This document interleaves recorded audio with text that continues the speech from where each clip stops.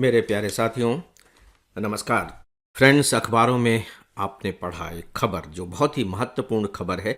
खबर अपने आप में उतनी महत्वपूर्ण नहीं है, लेकिन इस खबर के माध्यम से जो हम बात करने जा रहे हैं वह अपने आप में डेफिनेटली महत्वपूर्ण है।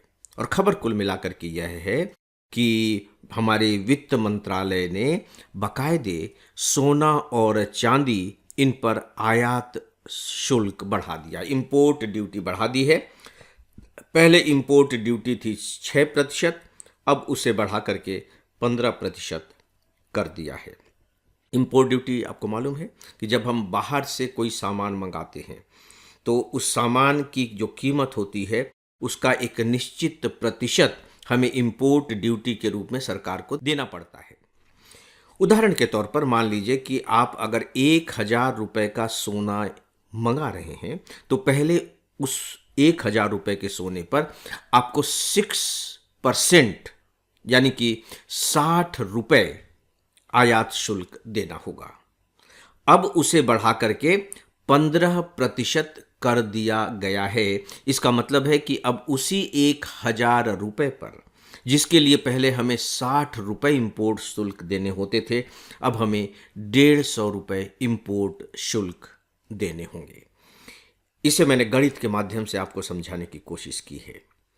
आपके दिमाग में ये बात आ सकती है कि क्या सर आप हमें इतना मूर्ख समझते हैं कि हमें इतनी भी बात की जानकारी न हो?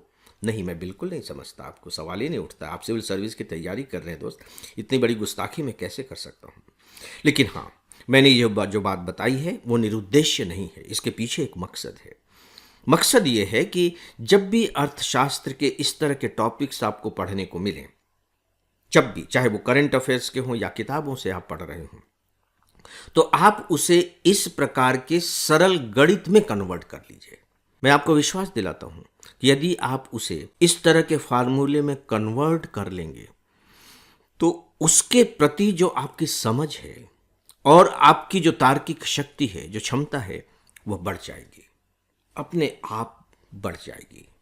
देखिए, मैंने बहुत सिंपल सी बात आपको कही है कि 60 रुपये की जगह अब उसी के लिए हमें 150 रुपये शुल्क देना होगा, राइट? अब आप देखिए कि आपके दिमाग में एक बात आ गई कि यार इसका मतलब है कि 60 रुपये की कीमत 150 रुपये हो गए उसकी कीमत, यानी कि वस्तु की कीमत बढ़ गई, राइट? अब जब वस्तु की कीमत बढ़ गई तो अब जरा सा आप कंज्यूमर के पॉइंट ऑफ व्यू से सोचिए। सीधी सी बात है कि जब किसी वस्तु की कीमत बढ़ जाती है, आप बताइए कि आप क्या निर्णय लेंगे। आप मान लीजिए कि 10 ग्राम सोना खरीदने के बारे में सोच रहे थे। उस 10 ग्राम सोने की कीमत जो कल मान लीजिए कि 1,50,000 रुपये थी, आज बढ़कर के 1,60,000 रुपये हो गई। तो आप क्या सोचेंगे कि नहीं नहीं छोड़ो, बाद में देख लेंगे, या सोचेंगे कि भैया 10 ग्राम की जगह अब 9 ग्राम ले लेते हैं क्योंकि हमारे पास तो बजट ही इतना है। इसका मतलब यह हुआ कि उस वस्तु की डिमांड कम हो गई, हुई ना, डिमांड कम हो गई।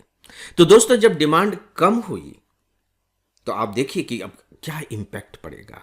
जब डिमांड कम होगी बाजार में तो सीधी सी बात है कि आगे चल करके चाहे जो भी स्थिति बने, फिर वस्तु का और डिमांड और सप्लाई की थ्योरी काम करती है, मैं वहां उस पर नहीं आ रहा हूं। जब आप इसे सरकार की दृष्टि से देखेंगे तो आपको लगेगा कि उसको कोई बहुत ज़्यादा फायदा तो होगा नहीं आयात शुल्क की रकम से। हाँ बिल्कुल, अगर डिमांड कम हो जाएगी तो उसको फायदा नहीं हो रहा है कि उसके पास ज़्यादा पैसा आ जाएगा आयात शुल्क के रूप में, नहीं। और याद रखिए कि सरकार ने अभी जो आयात शुल्क में वृद्धि की है उसका उद्देश्य यह है भी नहीं कि हमारे पास ज़्यादा टैक्स आए, है क्या यह उद्देश्य? नहीं। तो फिर क्या उद्देश्य है?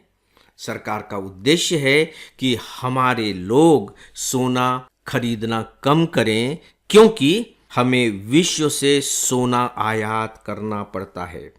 और आंकड़ों के रूप में, तथ्य के रूप में आपको जानना चाहिए कि कच्चे तेल के बाद सोना भारत के लिए दूसरा सबसे बड़ा आयातित उत्पाद बन चुका है। सबसे ज़्यादा पैसा जो हम लगाते हैं, विदेशी मुद्रा जो देते हैं, वो कच्चे तेल के लिए देते हैं और इसके बाद सोना के लिए देते हैं।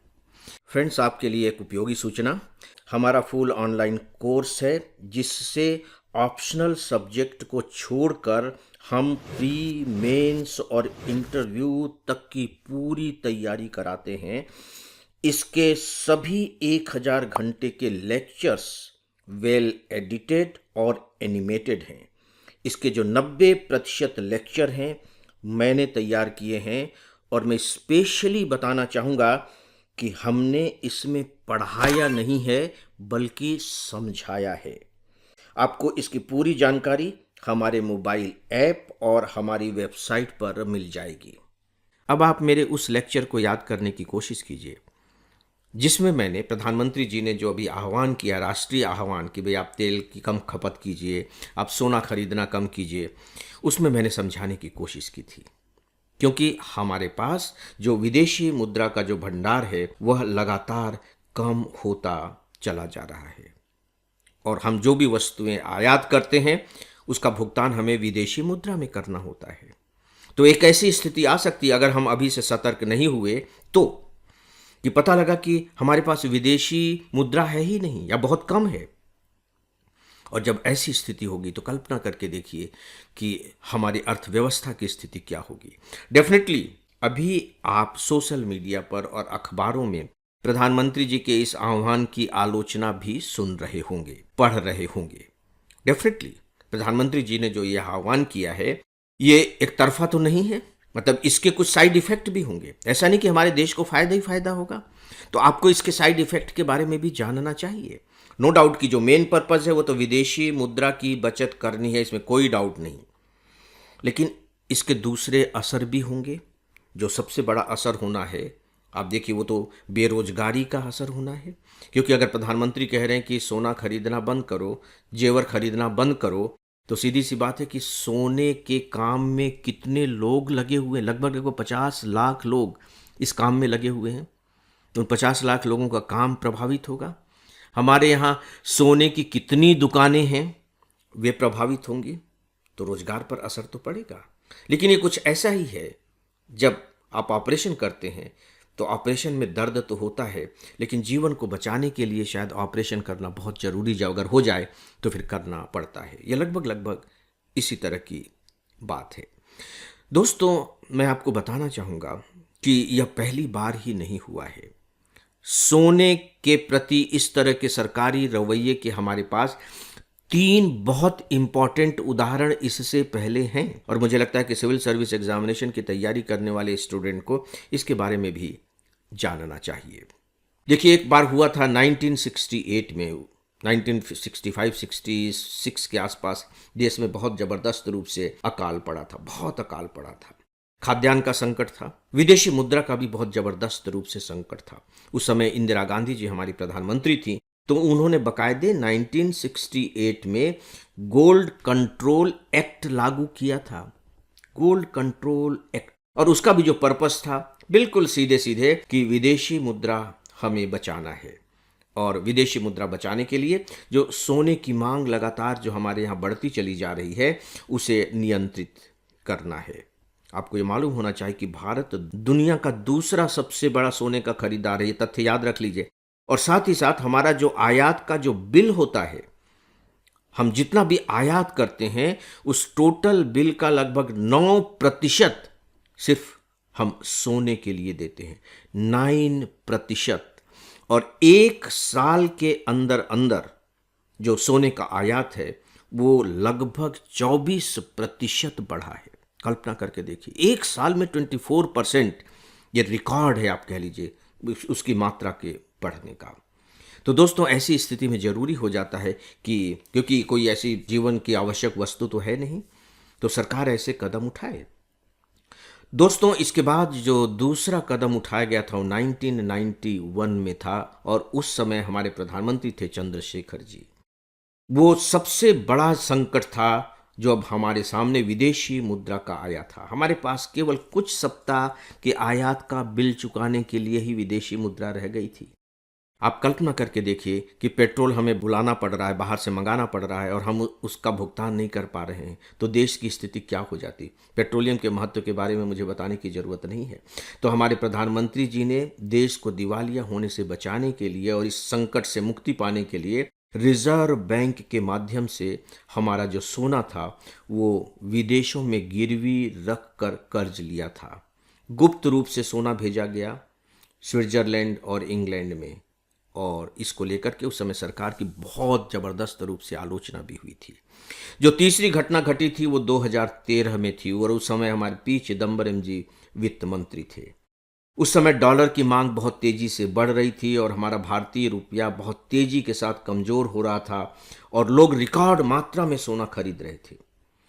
उस समय भी फिर 2013 में वित्त मंत्री चिदम्बरम जी ने लोगों से 6 महीने से लेकर के 1 साल तक सोना न खरीदने का आग्रह किया था। तो दोस्तों, ऐसा करना होता है, और केवल भारत में ही नहीं बल्कि विदेशों तक में ये स्थिति आती है, और उसके लिए इस तरह के कदम उठाए जाते हैं।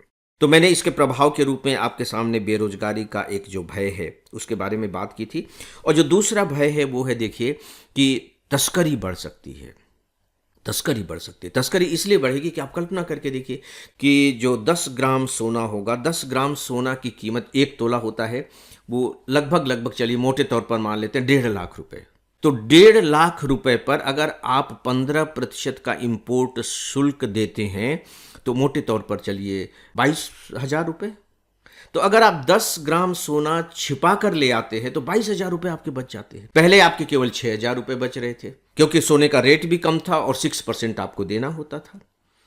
तो अब 10 ग्राम सोना तो आप ला सकते हैं, छिपा करके लोग ले आते हैं, करते ही रहते हैं इस तरह से। तो जो तस्करी है उसकी संभावना ज़्यादा हो रही है, और दूसरा ये भी लग रहा है कि इससे जो है ना ग्रे मार्केट भी पनप सकता है, पनपता है ऐसी स्थिति में। देखिए, जो ग्रे मार्केट है, याद रखिएगा, वो ब्लैक मार्केट नहीं है, और मैं इसके बारे में विस्तार से बताने नहीं जा रहा हूं, लेकिन आपको चाहिए कि ग्रे मार्केट क्या होता है इसके बारे में आप जरूर थोड़ा सा पढ़ लें।